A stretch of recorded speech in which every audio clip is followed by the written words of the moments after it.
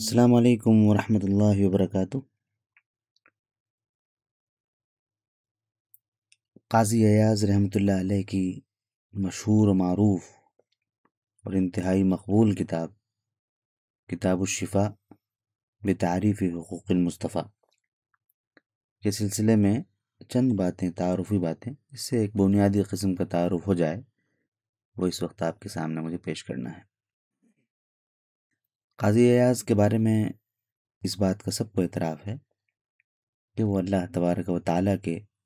بہت ہی مقبول اور محبوب بندوں میں سے تھے۔ اس کا ثبوت اس طرح ملتا ہے کہ اللہ تعالیٰ نے ان سے بڑا کام لیا اور ان کی تصانیف میں بھی خاص طور پر کتاب الشفاء کو پروردگار عالم نے ایسا محسوس ہوتا ہے کہ اپنی بارگاہ میں قبول فرمایا، اور یہ کتاب جب سے لکھی گئی، یعنی سن 6 صدی ہجری سے لے کر آج تک، یہ مقبول و متداول ہے اور اسے پڑھایا جاتا ہے اور اس سے آنکھوں کو ٹھنڈک پہنچائی جاتی ہے۔ قاضی ایاز کی ولادت 15 شعبان کو ہوئی تھی، 15 شعبان 476 ہجری،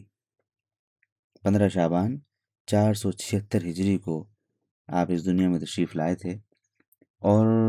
مغرب کے رہنے والے تھے، اس لیے آپ کا مسلک فقہی لحاظ سے مالکی مسلک تھا، اور انگریزی لحاظ سے دیکھا جائے، جب اس سن کو ہم نے کنورٹ کر کے دیکھا تو آپ کا سن ولادت، تاریخ ولادت آپ کی 28 دسمبر 1083، 28 دسمبر 1083 بنتی ہے۔ اپنے ہی شہر میں آپ نے تعلیم پائی اور وہیں پر آپ پروان چڑھے سبتہ میں، اور اس کے بعد پھر وہیں ولادت ہوئی تھی آپ کی، اور اس کے بعد پھر آپ وہاں سے نکل گئے اور اندلس پہنچے۔ اندلس میں آپ نے زبردست استفادہ کیا وہاں کے علماء و مشائخ سے، اور وہاں پر بالخصوص قاضی حافظ ابو علی غسانی، آپ نے خصوصی طور پر ان کے پاس رہ کر مختلف علوم و فنون کے سلسلے میں ان سے استفادہ کیا۔ پھر اللہ تبارک و تعالیٰ نے عملی میدان میں ان کو پہنچایا اور شروع ہی سے ان کی دستگیری فرمائی۔ وہ نہایت ذہین، فتین، نہایت تہجد گزار، عبادت گزار، زاہد، عابد، اور اس کے ساتھ ساتھ عالم اور ذکی کی حیثیت سے سب لوگوں میں مشہور رہے اور مقبول رہے۔ یہی وجہ ہے کہ غرناطہ جیسا اہم شہر، غرناطہ کے بھی قاضی رہے، اسی لیے ان کے نام کے ساتھ قاضی کا لاحقہ ہے، کیونکہ انہوں نے اپنی زندگی کا بڑا حصہ اپنے وطن میں بھی اور غرناطہ جیسے اہم شہر میں بھی انہوں نے بحیثیت قاضی گزارا ہے، بحیثیت جج۔ مختلف علوم و فنون میں مہارت رکھتے تھے، شاعری میں بھی، نثر میں بھی۔ اس لحاظ سے آپ نے بہت سی کتابیں تصنیف فرمائی ہیں، تصانیف کی مختلف تعدادیں بیان کی گئی ہیں، بہت سی تصانیف پائی بھی نہیں جاتی ہیں، لیکن علم حدیث میں ایک شرح قاضی صاحب نے تحریر فرمائی تھی، جو اصل میں موطا اور صحیحین تینوں کا ایک مجمع اور تینوں کا ایک سنگم ہمیں نظر آتی ہے، وہ شرح، اور مشارق الانوار کے نام سے۔ یہ وہ مشارق الانوار نہیں ہے حدیث کا مجموعہ جو سغانی کا بڑا مشہور ہے ہندوستان میں، مشارق الانوار یہ الگ چیز ہے، اور یہ قاضی ایاز کی کتاب تھی، مشارق الانوار فی اقتفاء صحیح الاثار۔ یہ کتاب اپنے زمانے میں بہت زیادہ مقبول رہی۔ اس کے علاوہ کتاب العقیدہ، اخبار القرطبیین اور نظم البرہان، اور ایک معجم انہوں نے لکھی تھی مطامح الافہام، یہ سب انہوں نے مختلف کتابیں لکھیں جو اپنے زمانے میں بہت مقبول رہیں۔ لیکن اللہ تبارک و تعالیٰ نے جو خاص طور پر ان کی جس کتاب کو قبولیت عطا فرمائی اور جس کو انہوں نے بہت پھیلایا، اور پروردگار نے اس کو اپنی بارگاہ میں قبول فرما کر عالم اسلام کے گھر گھر تک پہنچا دیا، وہ کتاب الشفاء ہے۔ ہاں، میں یہ عرض کرنا بھول گیا تھا کہ تاریخ کے موضوع پر بھی قاضی ایاز کو بڑی دسترس تھی، اور اس سلسلے میں ان کی کتاب جامع التاریخ، اس میں انہوں نے اندلس کے، مغرب کے اور وہاں کی تاریخ اور وہاں کے علماء کے حالات بھی لکھے ہیں، اپنے وطن کے بھی علماء کے حالات لکھے ہیں، اور قرطبہ کے سلسلے میں میں نے کتاب کا نام ذکر کیا ہی. تو اس طرح کی انہوں نے بہت ساری فن تاریخ سے بھی مناسبت تھی اور فن تاریخ میں بھی انہوں نے تصانیف پیش کی. یہاں یہ بھی عرض کر دیں ساتھ ساتھ کہ قاضی ایاز کا انتقال سن 544 ہجری میں ہوا. سن 544 ہجری میں وہ اس دنیا سے تشریف لے گئے. قاضی ایاز کی جو کتاب ہے کتاب الشفا، اس پر اگر ہم غور کرتے ہیں، اس کو دیکھتے ہیں، تو یہ کتاب کا اگر بنیادی محور تلاش کیا جائے کہ قاضی صاحب نے یہ کتاب کیوں لکھی، کیا یہ صرف سیرت کی کتاب تھی، یا اخلاق نبوی کی کتاب ہے، شمائل کی کتاب ہے، معجزات کی کتاب ہے، تو ہمیں نظر آتا ہے کہ یہ کتاب ان تمام چیزوں کا حسین گلدستہ ہے، بہت ہی مبارک مہکتا ہوا گلدستہ ہے. کتاب کا مقصد ہمیں سامنے صرف یہ آتا ہے کہ وہ اللہ کے رسول صلی اللہ علیہ وسلم کو ایک جامع ترین شخصیت کی حیثیت سے پیش کرنا چاہتے ہیں. وہ رسول کریم صلی اللہ علیہ وسلم کی محبت، آپ کی عقیدت، آپ کی عظمت ظاہر کر کے، آپ کی عظمت، آپ کا مقام ظاہر کر کے مسلمانوں کے دلوں میں رسول کریم صلی اللہ علیہ وسلم کی عظمت اور آپ کی اہمیت کو جاگزیں کرانا چاہتے ہیں. وہ چاہتے ہیں کہ مسلمان رسول کریم صلی اللہ علیہ وسلم کے حقیقی مقام سے واقف ہوں. وہ رسول کریم صلی اللہ علیہ وسلم کے روحانی مقام کو سمجھیں، ظاہری حضور کی حیثیت کو سمجھیں، حضور کے نبوی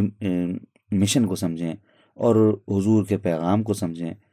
کیوں سمجھیں؟ تاکہ اللہ کے رسول صلی اللہ علیہ وسلم کے عشق اور محبت سے ان کے دل گرما جائیں اور روئیں روئیں سے عشق رسول چھلکنے لگے. قاضی صاحب کا مقصد ہمیں یہ معلوم ہوتا ہے کہ اس کتاب کا نام بھی جو ہے وہ اسی طرح سے ہے. ایک ایسا تذکرہ ہے، ایسا پاکیزہ تذکرہ ہے جس کو پڑھنے کے بعد انسان کے امراض کا علاج ہو سکتا ہے. انسان کی روحانی امراض سے بھی شفا مل سکتی ہے، انسان کو ظاہری امراض سے بھی شفا مل سکتی ہے، انسان کے فکری مسائل حل ہو سکتے ہیں، انسان کے سماجی، سیاسی، ہر طرح کے جو اسے مسائل ہیں، ہر طرح کی جو بیماریاں اسے لگی ہوئی ہیں پورے جسم انسانی کو، وہ سب کی سب ختم ہو سکتی ہیں اگر اس ذات گرامی سے جڑ لیا جائے جس کی ذات گرامی سراپا شفا ہے. اسی لیے امام قاضی ایاز نے اس کتاب کا نام کتاب الشفا رکھا ہے. کتاب الشفا پر ایک نظر ڈالتے ہیں تو یہ 2 جلدوں میں کتاب ہے، اور اس میں سے پہلی جلد اگر ہم دیکھیں تو اس میں انہوں نے سب سے پہلے اللہ کے رسول صلی اللہ علیہ وسلم کا مقام خود بارگاہ ایزدی میں کیا تھا، اللہ تبارک و تعالی نے حضور کا کس طرح تذکرہ کیا، حضور کے سلسلے میں حضور کی عظمت کس طرح بڑھائی، حضور کو کس طرح نوازا. تو یہ تمام چیزیں انہوں نے بہت ہی جامع انداز سے بھر دی ہیں. یہ اس کتاب کا جو کتاب جہاں سے شروع ہوتی ہے، اس کے بعد پھر وہ قاضی ایاز آقا علیہ الصلاۃ والسلام کے شمائل کی طرف آتے ہیں، خصائل کی طرف آتے ہیں کہ آقا علیہ الصلاۃ والسلام کے اخلاق و اطوار کیسے تھے، آپ کا جسم مبارک کیسا تھا، آپ کا اٹھنا بیٹھنا چلنا پھرنا سونا جاگنا ہنسنا بولنا نہانا دھونا یہ سب کیسا تھا. ان تمام چیزوں کا ذکر کرتے ہیں، آپ کے اوصاف کا ذکر کرتے ہیں، آپ کی سخاوت، آپ کا کرم، آپ کی عنایتیں، آپ کی شجاعت، آپ کی حیا، آپ کی شفقت اور آپ کا لوگوں کے ساتھ حسن معاملہ، تواضع، عدل، انصاف، وقار، زہد، خوف، ان تمام چیزوں کا ذکر وہ بڑے ہی جامع انداز میں کرتے ہیں. اس کے بعد پھر رسول کریم صلی اللہ علیہ وسلم کے مقام کی طرف آتے ہیں. یعنی وہ مقام، یہ تو وہ چیزیں تھیں جن سے پتہ چلے کہ حضور کا ذکر اللہ تبارک و تعالیٰ نے کیا، حضور کا مقام بڑھایا، اور پھر حضور کے اندر یہ صفات تھیں. اس کے بعد وہ آتے ہیں کہ اللہ کے رسول صلی اللہ علیہ وسلم کا وہ مقام، یعنی کچھ مقامات تو ایسے ہیں بھائی بحیثیت نبی، ظاہر بات ہے حضرت ابراہیم بھی نبی ہیں، رسول کریم بھی نبی ہیں، لیکن آقا کی افضلیت یہ ہے کہ امام الانبیاء ہیں، اور یہ امامت جو ہے صرف حضور کو حاصل ہے. لہٰذا ایسے فضائل آقا کے بیان کرتے ہیں جو صرف اللہ کے رسول صلی اللہ علیہ وسلم کو حاصل ہیں. مثال کے طور پر معراج میں سدرۃ المنتہا سے آگے بڑھ جانا، اسی طرح سے اللہ کے رسول صلی اللہ علیہ وسلم کو مقام محمود عطا ہونا، کوثر کا عطا ہونا، یہ تمام چیزیں وہ بیان کرتے ہیں کہ رسول کریم صلی اللہ علیہ وسلم کو اللہ تبارک و تعالیٰ نے کس کس طرح سے نوازا.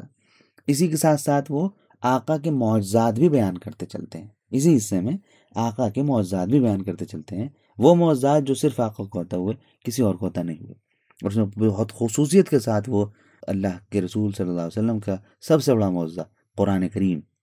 اس پر جامع ترین بہت شاندار گفتگو فرماتے ہیں اس پر، اور کئی صفحات میں، یعنی گفتگو اگر دیکھا جائے تو شاید وہ 5-6 صفحات میں ہے، لیکن بہت ہی جامع گفتگو ہے، جو کہ ظاہر بات ہے اس کو لکھنے والا بھی کون ہے، قاضی ایاز جیسا عظیم آدمی اس کو لکھ رہا ہے، تو یہ تمام وہ رسول کریم صلی اللہ علیہ وسلم کے پھر یہاں پہ معجزات بیان کرتے ہیں قرآن کریم کے بعد، وہ معجزات جو صرف رسول کریم کو عطا ہوئے ہیں اور آپ کے بعد وہ آپ سے پہلے یا کسی کو عطا نہیں ہوئے۔ دوسرے حصے میں قاضی ایاز، یعنی کتاب الشفا کا جو دوسرا حصہ ہے، اس میں قاضی ایاز خاص طور پر آقا کی مشن اور آقا کی رسالت، آقا کی نبوت، اس کی روح کی طرف آتے ہیں اور یہ بتاتے ہیں کہ آقا پہ ایمان لانا کیوں ضروری، آقا کی اتباع کیوں ضروری، اور انسان کیسے فائدہ اٹھا سکتا ہے، کیسے کامیاب ہو سکتا ہے آقا کی اتباع کر کے، حضور کی محبت کیوں ضروری، حضور پر صلاۃ و سلام بھیجنا کیوں ضروری، ان تمام چیزوں کو وہ بہت ہی اچھے انداز سے بیان کرتے ہیں۔ تو ان تمام چیزوں کو بیان کرنے کے بعد پھر وہ خاص طور پر ہمارے سامنے اللہ کے رسول صلی اللہ علیہ وسلم کی علیہ باللہ حضور کی توہین کرنے والے، آقا کے اسم پاک کو برے انداز سے لینے والے، آقا کی شان میں گستاخی کرنے والے اور مختلف اس طرح کی چیز جو ہیں ان کا بیان کرتے ہیں۔ اور اس کے بعد پھر اللہ کے رسول صلی اللہ علیہ وسلم کے اس مقام کے ساتھ ساتھ کچھ بحثیں درمیان میں بھی، اور بالخصوص آخر میں جہاں کتاب ختم ہو رہی، دوسرا حصہ جہاں ختم ہو رہا ہے، وہاں پر انہوں نے کچھ بحثیں اٹھائی ہیں کہ رسول کریم صلی اللہ علیہ وسلم اور باقی انبیاء، ان کی عصمت کا کیا مطلب ہے، یہ معصوم تھے کیا مطلب ہے، اور اس طرح کی چیزیں۔ پھر اس میں وہ مرتد کے قتل پہ بھی آتے ہیں، اور یہ سب چیزیں وہاں سے شروع ہوئیں جہاں کیونکہ انہوں نے ذکر کیا اللہ کے رسول صلی اللہ علیہ وسلم کی توہین کی نجاست میں گرنے والے افراد کے معاملات کا، اس لیے تمام چیزیں بھی آتی ہیں۔ رسول کریم کی شان میں کوئی گستاخی کرے تو کیا، ملائکہ کی شان میں گستاخی کرے تو کیا، دوسرے کسی نبی کی شان میں گستاخی کرے تو کیا، اس طرح کے بہت سارے مسائل انہوں نے کتاب کے بالکل آخر میں اٹھائے ہیں، اور اسی پر انہوں نے کتاب کو ختم کیا ہے۔ اگر اس طرح ہم دیکھیں تو کتاب الشفا